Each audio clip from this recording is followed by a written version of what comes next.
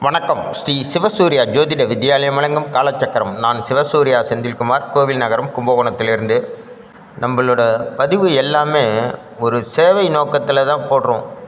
என்ன விஷயம்னு பார்த்திங்கன்னா, நம்ம சொல்கிற இந்த விஷயத்தை பார்த்து ஏதோ கொஞ்சம் பேர் பலனடைய மாட்டாங்களா அப்படிங்கிற ஒரு ஆக்கமும் நோக்கமும் தான்.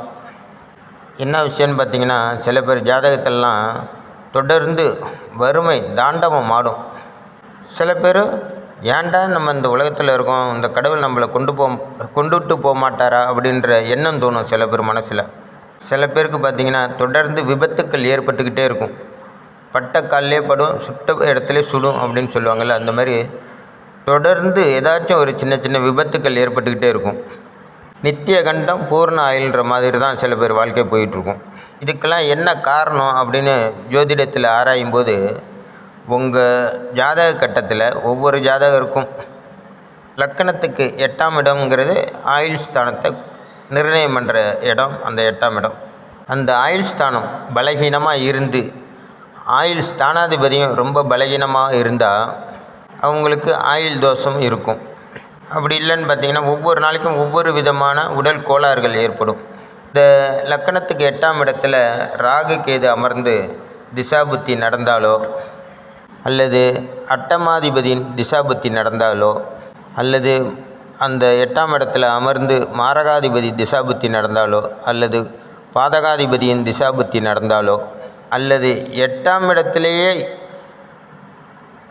செவ்வாய் சனி இணைந்து திசாபுத்தி, அதாவது செவ்வாய் திசை சனி புத்தியோ, சனி திசை செவ்வாய் புத்தியோ நடந்தாலோ, அல்லது உங்கள் ராசிக்கு, அதாவது உங்கள் நட்சத்திரம் பிறந்த நட்சத்திரத்துக்கு 7வது நட்சத்திரமாக அந்த 8ஆம் இடம் வந்தாலும், அதாவது உங்கள் ராசிங்கிறது சந்திரன் அமர்ந்த நட்சத்திரம், அந்த நட்சத்திரத்துக்கு 7வது நட்சத்திரம் 8வது லக்கணத்துக்கு 8ஆம் இடமாக வந்து அதில் ஏதாச்சும் ஒரு கிரகம் இருந்து திசாபுத்தி நடந்தாலும், அல்லது உங்கள் ஜென்ம நட்சத்திரத்துக்கு வைநாசிகம்னு சொல்லக்கூடிய 22வது நட்சத்திரம் இந்த 8ஆம் இடத்துல லக்கணத்துக்கு 8ஆம் இடத்துல இருந்து அதனுடைய திசாபுத்தி நடந்தாலும், அல்லது அந்த 22வது நட்சத்திரத்தில் ஏதாச்சும் ஒரு கிரகம் இருந்து அந்த கிரகம் திசாபுத்தி நடந்தாலும் உங்களுக்கு ஆயுள் தோஷம் அப்படின்றது ஏற்படும். விபத்து, கண்டம் போன்ற தோஷங்களால் உங்கள் வாழ்க்கை பாதிக்கப்படக்கூடும். இதுக்கு ஜோதிடர்கிட்ட போனீங்கன்னா கண்டிப்பாக அவங்க என்ன சொல்லுவாங்க அப்படின்னா, ஆயுஷ் ஹோமம் பண்ணிக்கோங்க அப்படிம்பாங்க. ஒரு ஆயுஷ் ஹோமம் பண்ணுங்க அப்படிம்பாங்க. எல்லாராலையும் இதை பண்ண முடியுமானா பண்ண முடியாது. சரி, அவங்களுக்கு என்ன தான் தீர்வு? எல்லாராலையுமா ஆயுஷ் ஹோமம் பண்ண முடியும்? லட்சக்கணக்கில் இல்லை ஆயிரக்கணக்கில் செலவு பண்ணி பண்ண முடியாது இல்லையா? அதுக்காக ஒரு அதி அற்புதமான கோயில் இருக்குங்க, பரிகார கோயில். நீங்கள் ஒரு வாட்டி போயிட்டு வாங்க, கண்டிப்பாக உங்களுக்கு முழுமையாக அந்த இது விடுபடுதோ இல்லையோ, அதாவது ஆயுள் கண்டம் முழுமையாக விடுபடுதோ இல்லையோ, ஆனால் அதனுடைய தாக்கம் கண்டிப்பாக குறையும். தலைக்கு வந்து தலைப்பாக விட போகுது அப்படிம்பாங்கள்ல, அதுபோல் இந்த கோயிலுக்கு போயிட்டு வந்தீங்கன்னா 100க்கு 90% உங்களுக்கு பாதுகாப்பு உண்டுங்க. எந்த கோயில்னு பார்த்தீங்கன்னா, நாகப்பட்டினத்தில் உள்ள காயரோகணேஸ்வரர் கோவில். அந்த கோயிலுக்கு வளர்பிறை வெள்ளிக்கிழமையில் போயிட்டு வாங்க, அப்படி இல்லைன்னா வளர்பிறை அஷ்டமியில் போயிட்டு வாங்க. போய் அங்கே உள்ள சிவனுக்கும் அம்பாளுக்கும் 2 மாலை கட்டி போட்டு 2 அர்ச்சனை பண்ணிக்கோங்க உங்கள் பேரில்.